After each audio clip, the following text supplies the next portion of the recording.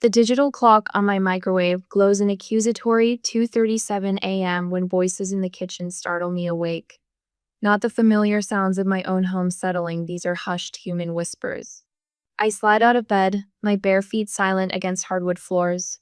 The hallway stretches before me, a path I know by heart even in darkness. Something's wrong. I never have visitors at this hour. The refrigerator light spills across my kitchen floor, illuminating a scene that stops my breath. Bradley hunches over my desk drawer, the one where I keep my financial documents. Monica stands beside him, her phone aimed at what I recognize as my bank statements. The betrayal is captured perfectly in that refrigerator glow, their faces ghoulish in its light. The account number is here, Bradley whispers, finger trailing across my personal information.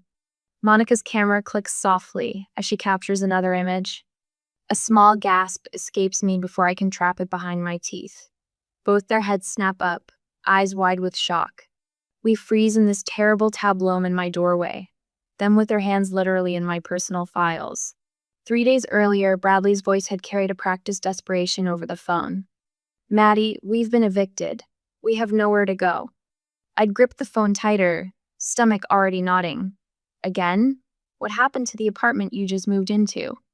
"The landlord turned out to be unreasonable," he said, the familiar excuse sliding too easily from his lips. "We're good for the money, just not on his timeline." I'd hesitated. Memories of bounced checks and midnight departures from previous residences flashing through my mind. "Bradley, I don't know.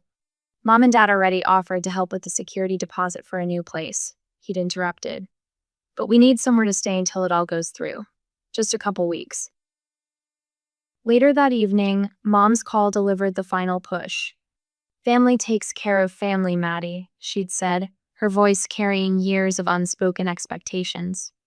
"Your brother has 3 children to think about." I'd paced my living roomy sanctuary trying to imagine it filled with Bradley's chaos. "He's been irresponsible with money since college," I'd argued. "Every time someone bails him out, nothing changes." "Their family," Mom had repeated, as if those 2 words answered everything. I'd wavered then, imagining my niece and nephews with nowhere to go. "Fine," I'd finally agreed, feeling my boundaries crumble. But with conditions.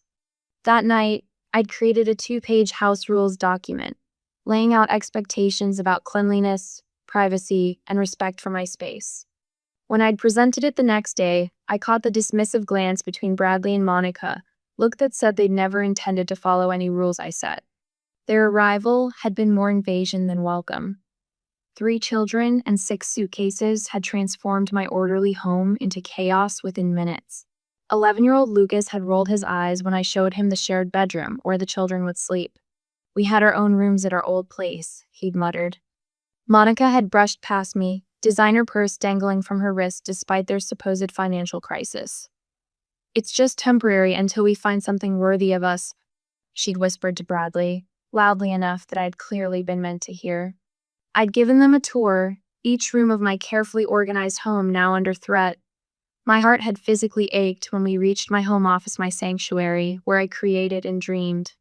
"The children will sleep here," I'd explained, showing them the air mattresses I'd arranged. "Please make sure they respect my work equipment." That night, after everyone had settled, I'd carefully locked away my grandmother's china in a cabinet. The delicate edges of those plates had always reminded me of her strength, beautiful, but not to be underestimated. I needed her spirit then. By day 2, the pattern had emerged. Monica had approached while I worked, her voice honeyed with manipulation.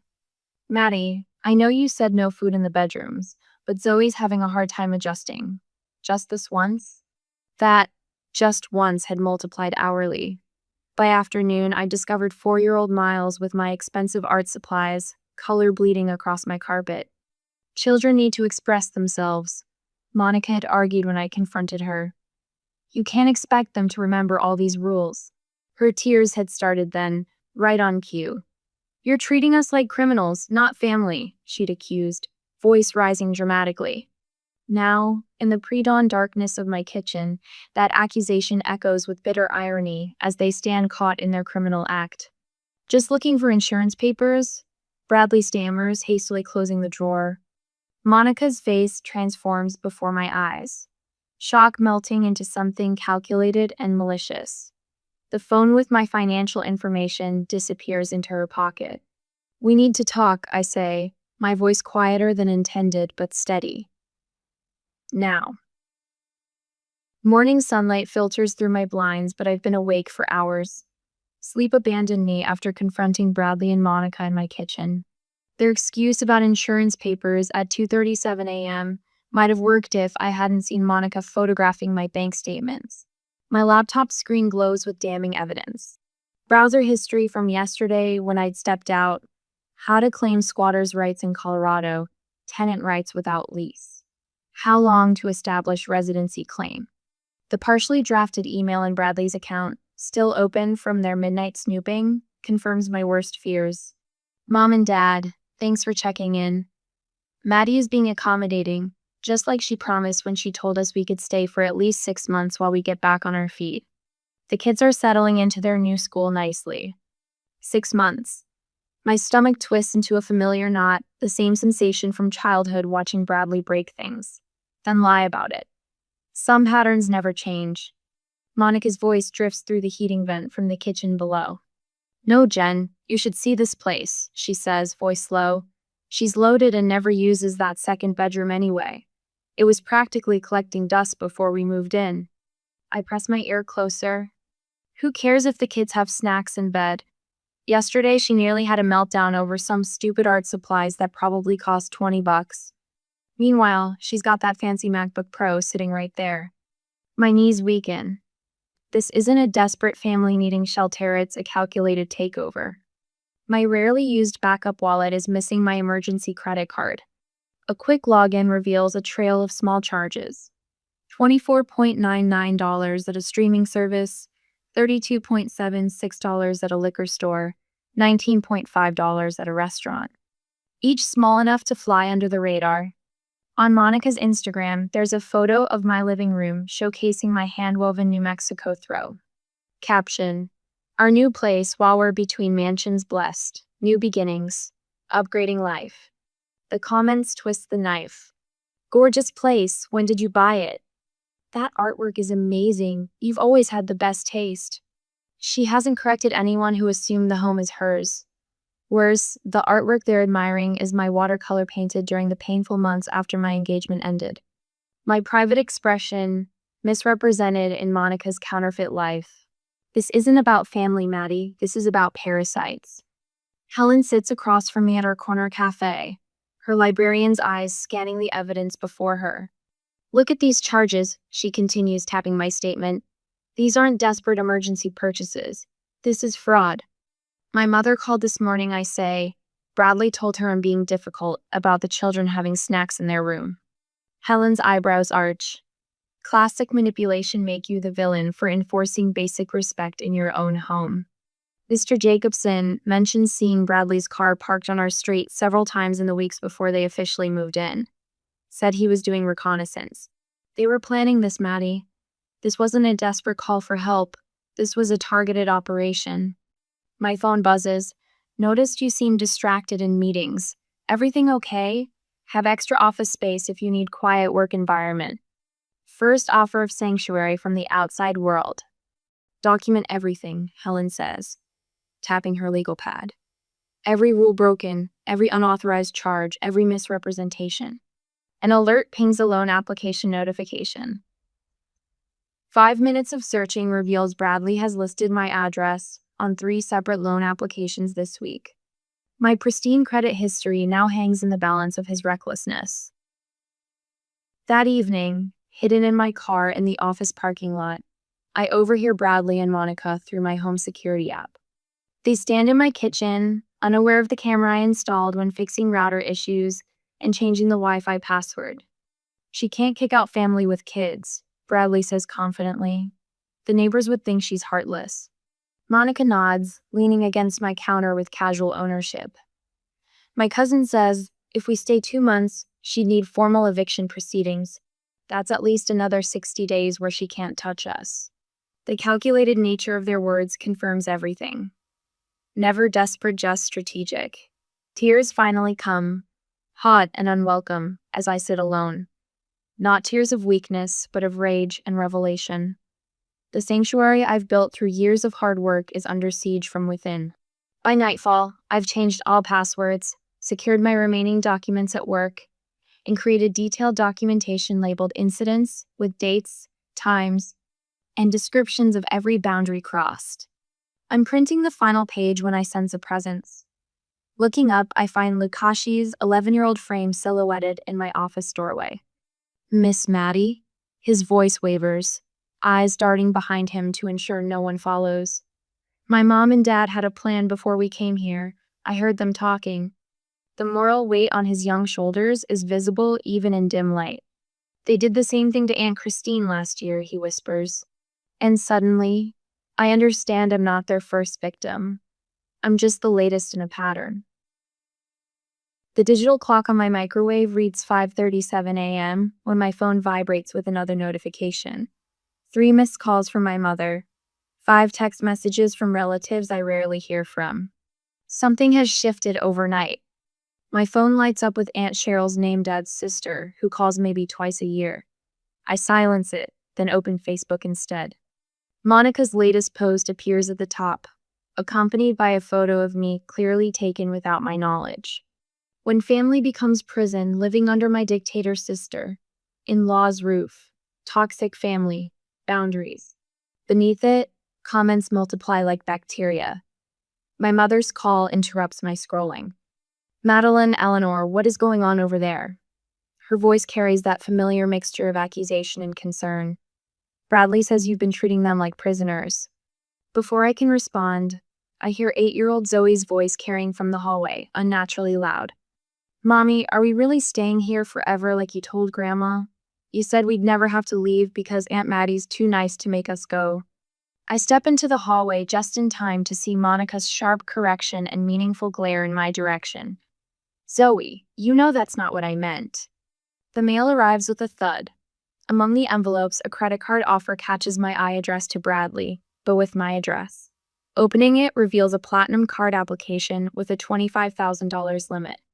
Then another. And another. All using my address for luxury cards. The pieces click together with sickening clarity. This isn't temporary. It never was. You're not the bad person here, Miss Harper. You're being taken advantage of. Lydia Chen, tenant rights attorney, sits across from me in her downtown office. Her confidence steadies my resolve. But they're family, I say, the word sounding hollow even to my ears. Which is precisely why they believe they can get away with it. She slides my documentation across her desk. This is excellent work. You've created a paper trail that any judge would appreciate. I've spent the past week methodically documenting every violation of my house rules, organizing time-stamped photographs and notes. My phone vibrates with a text from an unknown number. Meet me at the bus stop, without Mom and Dad. Lucas. 30 minutes later, my 11-year-old nephew slips a wrinkled paper into my hand. They do this a lot, he whispers. These are the other places. The paper contains 3 addresses with dates neatly printed beside them. Names I recognize: Christine, Uncle Rick, Mrs. Marjorie, family and friends who'd supposedly helped out my brother's family. Something shifts inside me, the certainty that I'm not just standing up for myself, but for everyone who came before me. Friday night's family dinner materializes exactly as I'd anticipated in an ambush disguised as reconciliation. My parents' house smells of pot roast and tension when I arrive, Helen at my side despite Mom's pointed comment that this should just be family. We're just trying to understand why you can't help your brother during hard times. Dad begins, the rehearsed quality of his words painfully obvious. On cue, Monica's eyes well with tears. All we wanted was a safe place for our children. I wait for her performance to end, then calmly open my laptop and connect it to the television. I'd like to share something with everyone, I say, my voice steadier than my heartbeat. The room falls silent as I present my evidence methodically. The previous victims of their temporary housing scheme, the credit card applications in my name, the printed social media posts violating my privacy, and finally the video of their midnight snooping through my financial documents. As the last video plays, the shocked silence around the dinner table is broken only by Grandma Whitmore's soft, "Oh my word." Helen stands, her presence solid beside me. I've watched Madeline bend over backward to accommodate them while being exploited. My phone buzzes with texts from neighbors offering security footage of Bradley coming and going during work hours. My coworkers have arranged deadline extensions. Even my boss texted, "Take the time you need. Your work matters to us." I turn to Bradley and Monica, whose faces have lost all confidence. "You have 2 weeks to find new housing. This isn't about family anymore. This is about respect and boundaries. If you kick us out, everyone will know you're heartlessly evicting children." Bradley threatens, his voice lacking conviction. I meet his gaze steadily. I've already told everyone the truth, with evidence. In their expressions, I see the exact moment they realize their game is over. In my bathroom, I press my palms against the cool marble countertop, trying to stop their trembling. The confrontation left me hollow yet somehow stronger. Tears stream down my face, not from sadness, but from relief. The truth is finally out. My phone rings. "Dad." "I owe you an apology, Maddie," he says, his voice rough with emotion. "We shouldn't have pressured you." My breath catches. "You believe me?" "I called Rick after you left, then Christine. They confirmed everything." He sighs heavily. "Your mother and we enabled this for too long." The validation washes over me like a wave. I just wanted to be respected in my own home, Dad. The next morning, I meet with Lydia again to understand my legal rights. By afternoon, the security system upgrade is installed, cameras monitoring all entrances. Mr. Jacobson agrees to watch for suspicious activity. I inform local police about potential false claims and secure my documentation in cloud storage and a safe deposit box. With each preparatory step, my confidence grows. This is my home, my sanctuary, and I will protect it. My phone chimes with a text from an unknown number. "You don't know me, but I'm Christine, Bradley's cousin. I have something you need to see." A video attachment follows. I press play, and Monica's voice fills my ears. "We'll be set for at least 6 months. She makes good money and is too nice to kick us out." Monica laughs, talking to someone off camera. "Once we establish residency, she'll have to formally evict us. That'll buy another 60 days minimum." My heart pounds as another text arrives. "There are 5 more of us. We're all ready to come forward." The conference room at Helen's office feels like a war room, with 6 people gathered around a table, covered with file folders, laptops, and coffee cups. I stand at the head, surveying the unlikely alliance I've assembled. "Thank you all for coming," I say, my voice steadier than it's been in weeks. "I know this isn't easy." Christine sits to my right, her fingers nervously tapping a thick manila folder labeled Harper Fraud 2022. Her eyes meet mine with quiet determination. "2 years ago, I thought I was helping family through a rough patch," she says, opening her folder to reveal meticulously organized documentation. 3 months turned into 7. By the time they left, they'd opened 3 credit cards using my address. Cousin Rick pushes forward a credit report with highlighted sections. They used my address for a furniture rental agreement. When they disappeared without paying, the collection agency came after me. Marjorie, my mother's friend from church, adds, 9 months they stayed with me. When I finally insisted they leave, Monica told everyone at church I was throwing children onto the street. I study our timeline on Helen's whiteboard. 4 years, 6 victims, a systematically executed pattern. "We're going to make sure they can't do this to anyone else," I say, distributing copies of the cease and desist letter my attorney prepared. My phone buzzes at 11:42 a.m. Security camera notification. I tap the app to see Bradley's car in my driveway, though he's supposed to be job hunting. The front door opens, and Bradley emerges with my grandmother's silverware chest. I tap the intercom feature. "Bradley, please return that to the dining room." On screen, he freezes, then glances frantically around for the camera. The silverware chest goes back inside. 20 minutes later, he leaves empty-handed. 3 hours later, a group text arrives from my mother. "Emergency family meeting tonight. Bradley and Monica need our support. Dad and I are hosting dinner at 6. By 4 p.m., My parents call. Nobody's coming, Mom said confused. Even Aunt Dorothy declined. I hear my father in the background. Did you tell them Bradley and Monica would be there? My niece doesn't speak of the abuse she suffers living with my controlling sister. Monica's Facebook post appears at 2 a.m., complete with a photo of 8-year-old Zoe looking tearful. By 8 a.m., the comments section explodes. Interesting how you've forgotten your temporary stay with us 2 years ago, Christine writes, including the credit cards you opened in our names. The Wilsons have doorbell camera footage of your husband removing items from Madeline's home while she's at work, posts my neighbor. Bradley's former employer chimes in. Now I understand why company property went missing during his employment. By noon, Monica has deleted the post, but screenshots have already circulated. The local parents group has removed her after 3 previous victims shared their experiences. My kitchen fills with the aroma of lasagna I didn't cook. Helen organizes a rotation runs delivering meals during this final week before the moving deadline. Mr. Jacobson waves from his driveway as he adjusts his security camera. Just upgrading my system, he calls over cheerfully. Happens to cover your front yard now, fancy that. At work, my team silently absorbs pieces of my project load. The message is clear across every front. Madeline is not standing alone. From my bedroom window, I watch Bradley and Monica's frantic midnight packing. Their voices carry through the open garage door. I've called 17 places today, Bradley snaps at Monica. Nobody will take us with our rental history. I told you we shouldn't have skipped out on the Westview place. Mom said we could stay with them for 2 weeks, max, he adds, struggling with an overfilled suitcase. I thought this was supposed to be a vacation. 11-year-old Lucas says, confusion plain on his face. Why did you tell Grandma we would be staying for months? Monica snaps, just pack your things. The next morning, I notice the fresh hole in my hallway baseboard. Miles stands nearby, looking nervous.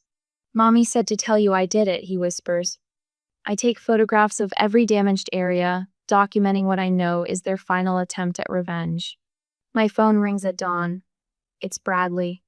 We need another week, he says, his voice lacking its usual confidence. The deadline stands, I reply.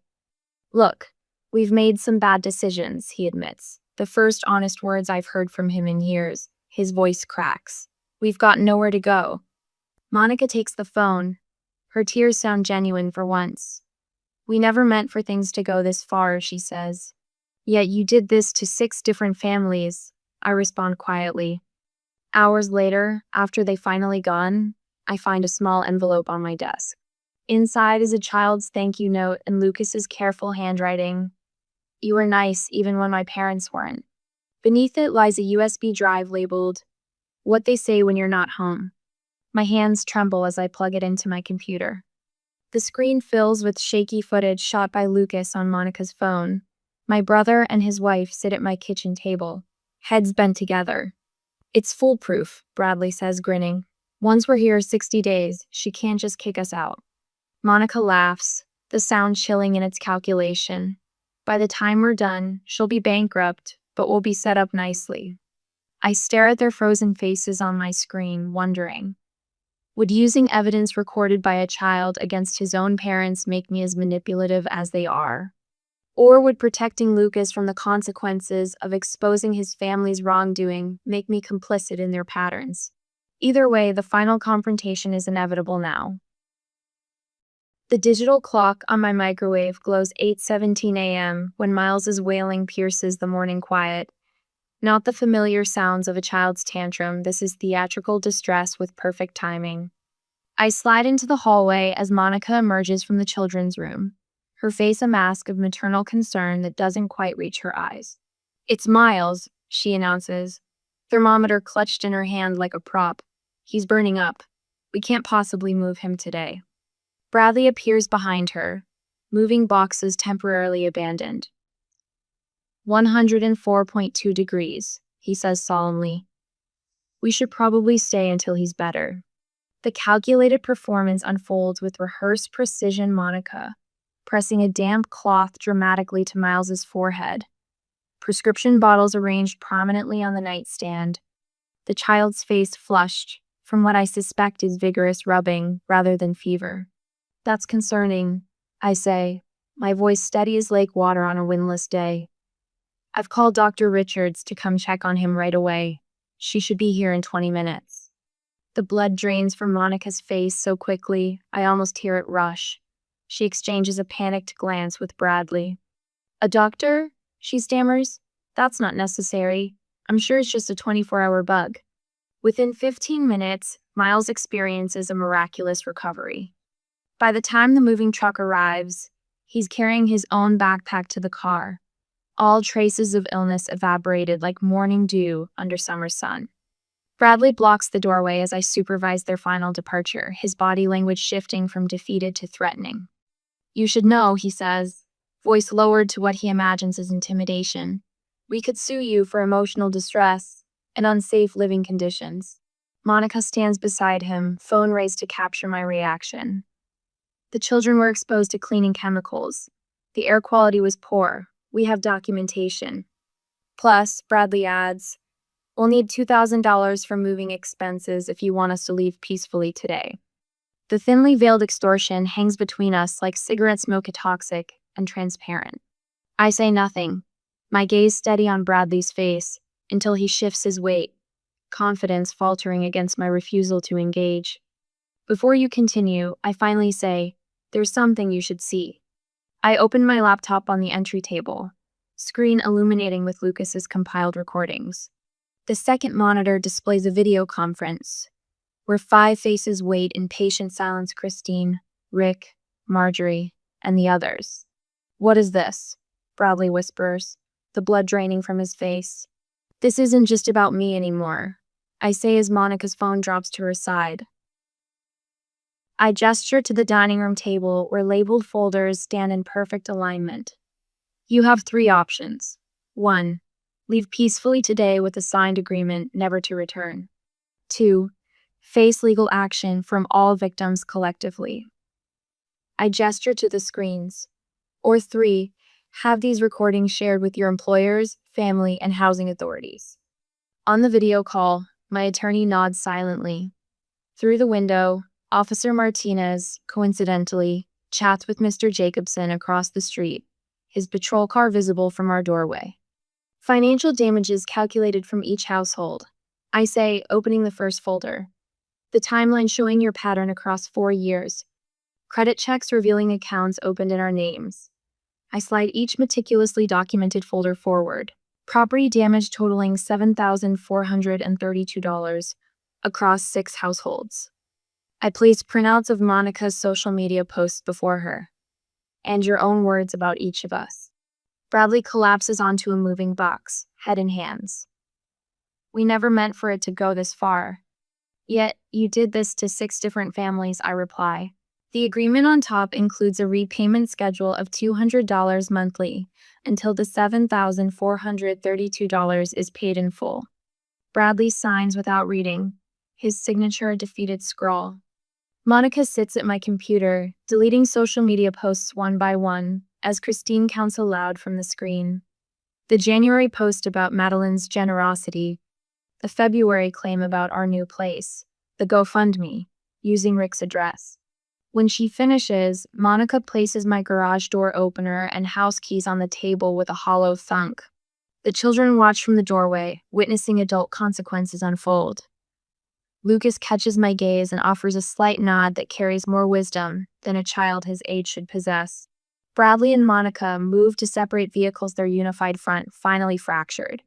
This is your fault, Monica hisses. You said no one would compare notes. You always took it too far, he retorts, slamming the car door. Mrs. Fleming waters her roses without looking up.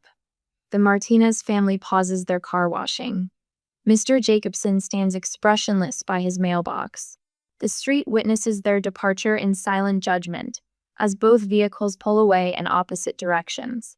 In the sudden silence of my reclaimed home, I stand motionless until my phone vibrates against the table. Dad's name illuminates the screen. Maddie? His voice carries a familiar strain. They've shown up at our house now. What do we do? My hand remains steady as I sit at my desk. I'll email you the attorney's contact information. It's time they face consequences.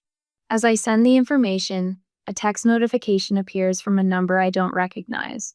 Thank you for being brave, Lucas, Grandma's phone. The afternoon sun slants through windows that are mine alone again, illuminating dust motes that dance like tiny witnesses to the restoration of my sanctuary. Morning sunlight streams through my office windows, painting golden rectangles across the hardwood floor. 6 months since the confrontation, and I still sometimes pause to savor the silence.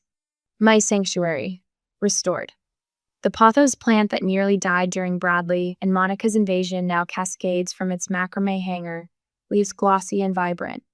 On my monitor, the healthcare app design that earned me this quarter's Innovation Award displays in vivid color. My work had suffered during those weeks of chaos, but like this space, I've reclaimed my creative rhythm. Steam rises from grandmother's bone china teacup, no longer hidden away in locked cabinets. I run my finger along its delicate rim, remembering how I'd once feared it would become another casualty of their carelessness. My journal lies open beside my keyboard. Today's entry reads, "Boundaries aren't walls, they're foundations. Words I've come to live by." The doorbell chimes, the sound no longer filling me with dread. I move through my home with unhurried confidence, bare feet silent against the hardwood just as they were that night 6 months ago. But everything else has changed. My parents stand on the porch, Mom clutching her Apple Pure family's traditional peace offering since I was a child. Dad shifts from one foot to the other, his discomfort visible despite months of family therapy. "Come in," I say, the welcome both warm and clear, boundaried. Such a contrast to the invasion 6 months before. Now they enter by invitation, not expectation. We settle in the living room, where once Lucas had sprawled defiantly across my sofa, snacks grinding into cushions while Monica looked on indifferently. Bradley's financial counseling seems to be helping, Mom says, her hands fidgeting with her napkin. The divorce papers are finalized. Dad nods. The children are doing better with us 3 days a week. Structure makes a difference. "We should have supported your boundaries years ago, Maddie," Mom adds, tears gathering. "I was so afraid of saying no to them that I forced you to do it instead." I reach for her hand, feeling the genuine remorse in her trembling fingers. The family therapy sessions have been grueling, but necessary. Excavating decades of dysfunctional patterns doesn't happen painlessly. Friday evening brings a different gathering to my home. Helen raises her wine glass in the kitchen where I once caught Bradley rifling through my financial documents. To Madeline, she announces, "who taught us all about courage." Christine, whose spare bedroom had been Bradley and Monica's target before mine, clinks glasses with Mr. Jacobson, who presents his signature lemon bars for the neighbor who restored peace to our street. Laughter fills my home now, comfortable and genuine. I look around at this chosen family of integrity, grateful for how crisis revealed who truly deserved my trust. Saturday afternoon, Lucas visits under my parents' supervision. At 12, his face already shows more maturity than his father's. "Does it get easier?" he asks as we sit on the back steps, telling the truth when people don't want to hear it. I consider his question carefully, remembering my own journey. The first time is hardest, but your voice gets stronger with practice. I present him with a leather-bound journal, watching his fingers trace the inscription. "Your voice matters." Sunday finds me kneeling in spring soil, planting roses along the fence line. Boundaries with beauty, symbolic and practical. My phone rings. Dad's voice sounds cautious. "About next Sunday's dinner." Bradley asked if he could come. I straighten, wiping earth from my hands. "Yes, they can come, but just for dinner. The rules still apply." "Understood," he says without argument. Such a simple exchange, yet so profound in its respect. As evening settles, I sit on my porch swing, watching twilight soften the neighborhood edges. In my hands, a letter from Lucas at summer camp. I'm learning to speak up when things aren't right. He's written in careful script. A smile lifts the corners of my mouth as wind chimes sing in the gentle breeze. Some call it stubbornness. I call it self-respect. The difference saved my homie and maybe our family.